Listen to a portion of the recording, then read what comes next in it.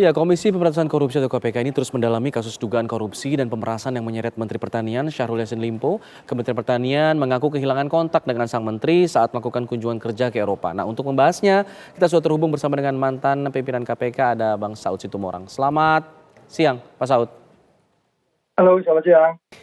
Pak Saud, kalau kita lihat di sini kehilangan atau hilangnya Menteri Pertanian menjadi misteri. Nah, kalau misalnya ada pihak yang disebut-sebut bisa berpotensi menjadi tersangka dalam sebuah kasus, tidak diketahui keberadaannya, biasanya apa yang dilakukan oleh KPK pertama kali?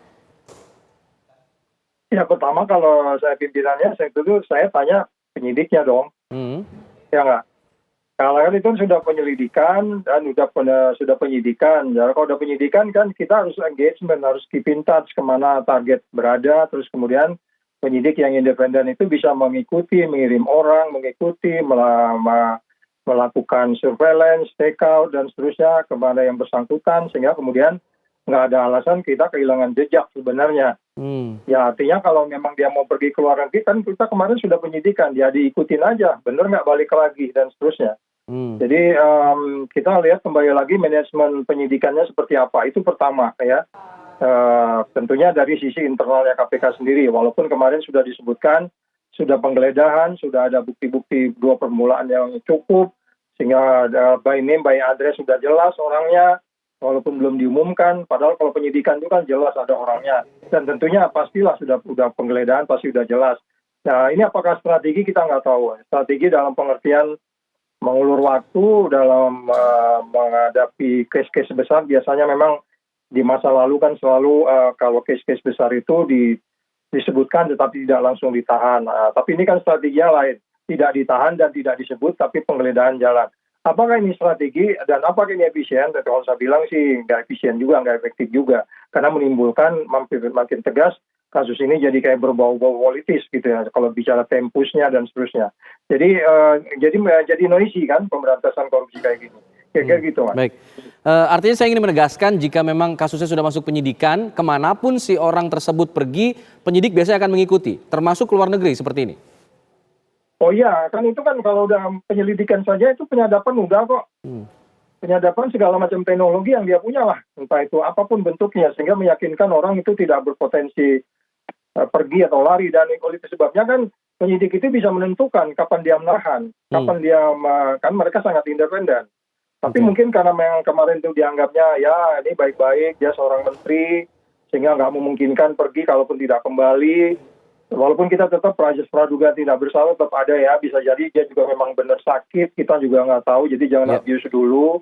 Tetapi yang paling utama kalau kita bisa mengimbau ya, kita berharap yang bersangkutan kembali ke Indonesia kalau sudah sembuh, sehingga kemudian bertanggung jawab. Ya itu mungkin, Mas. Oke, kalau kita lihat waktu kunjungan seorang menteri, apalagi ini kunjungan kerja kan biasanya sudah terjadwal, kepulangannya juga sudah terjadwal, tiketnya juga sudah ada, tapi kemudian tiba-tiba berubah.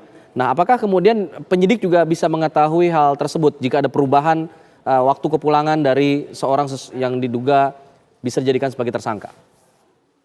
Ya, sejauh apa mereka mengikutinya, sejauh apa mereka engagement atau mengikuti targetnya gitu. Cuman kalau kita bicara protokol konsuler kan sebenarnya KBRI di mana menteri datang itu kan VIP ya. Jadi KBRI sebenarnya bisa ditanya apa benar pada penerbangan jam sekian Pak Menteri ada di dalam itu gitu. Karena KBRI itu harus tahu dia ada bidang protokol konsuler di sana. Ada orang very important person datang ke negara itu bicara atas nama Indonesia. KBRI harus tahu sebenarnya. Jadi kita nggak ngerti KBRI apakah melakukan engagement atau mengikuti program kegiatan. Karena itu biasanya kalau laporan tingkat menteri kayak gitu ada laporan juga. Jadi mereka nggak ada alasan, nggak paham di mana posisi menteri sekarang.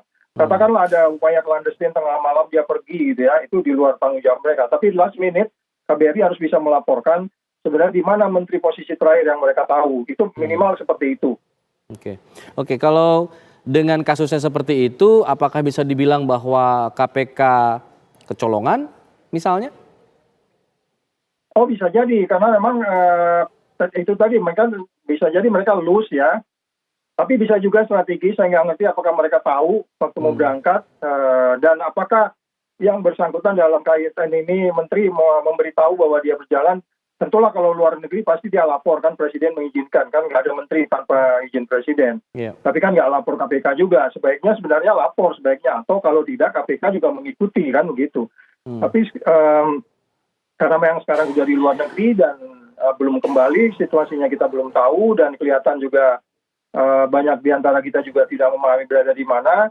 Ya saya pikir sudah menjadi tanggung jawab KBRI untuk melihat ini, di mana yang bersangkutan itu warga negara Indonesia, jangan salah.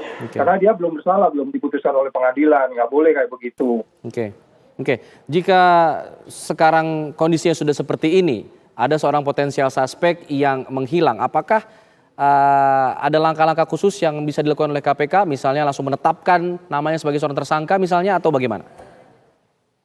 Iya, nanti penyidik akan bisa menentukan, tapi situasinya kan, karena memang sebenarnya ini tinggal diumumkan saja, karena nggak bisa penyidikan tanpa nyebut nama. Kan. By name, by address kan jelas siapa di dalam penyidikan itu.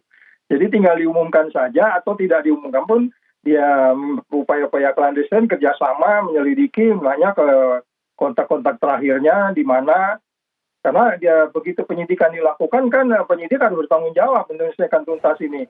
Untuk membuktikan kemudian nanti di pengadilan bahwa yang bersangkutan salah, bahwa memang disebut-sebut ada sejumlah dada yang di rumah itu dikaitkan dengan tindak pidana, apakah itu pasal berapa kita juga belum tahu. Jadi sekali lagi ini mungkin kita ada buying time, atau mungkin psikologi ya, yang biasanya orang-orang yang punya dignity, harga diri besar, tiba-tiba dia harus berhadapan dengan hukum, mungkin biasalah di kasus di masa lalu, makanya biasanya kan kita tentukan TSK tapi nggak ditahan dulu sampai dia bisa menerima kenyataan. Mungkin ini a matter of time, saya pikir.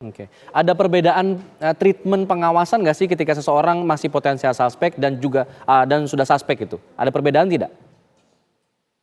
Ya sebenarnya kalau udah penyidikan itu sudah segala macam kita tanggung jawab kita, apa yang dilakukan oleh bersangkutan. Tinggal kita sejauh apa kita bisa memastikan penyidik punya paham betul dengan timnya, Kasatgasnya dan Satgasnya untuk memastikan bahwa ini harus kita lakukan. Kita harus segera cekal, kita harus segera lakukan ini. Dan mungkin itu yang mereka miss di situ. Kalau kemarin sebelum digeledah kemudian dicekal dulu akan menjadi lebih baik, sehingga juga Pak Presiden bisa mengatakan, oh kamu jangan berangkat dulu, kamu ada masalah hukum.